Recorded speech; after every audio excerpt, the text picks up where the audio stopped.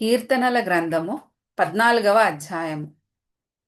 దేవుడు లేడని బుద్ధిహీనులు తమ హృదయములో అనుకొందురు. వారు చెడిపోయిన వారు అసహ్య కార్యములు చేయుదురు. మేలు చేయువాడొక్కడునూ లేడు.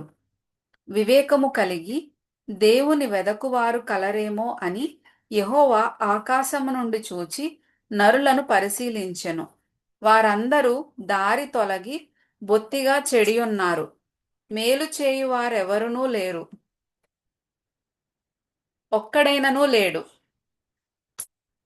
యెహోవాకు ప్రార్థన చేయక ఆహారము మింగునట్లు నా ప్రజలను మింగుచు పాపము చేయు వారికందరికిని తెలివి లేదా? పాపము చేయువారు బహుగా భయపడుదురు. ఎందుకనగా దేవుడు నీతిమంతుల సంతానము పక్షంననున్నాడు. బాధపడు వారి ఆలోచనను మీరు తృణీకరించుదురు. అయినను యెహోవా వారికి ఆశ్రయమై ఉన్నాడు. సియోనులో నుండి ఇశ్రాయేలునకు రక్షణ కలుగునుగాక. యెహోవా చెరలోని తన ప్రజలను రప్పించునప్పుడు యాకోబు హర్షించును, ఇశ్రాయేలు సంతోషించును.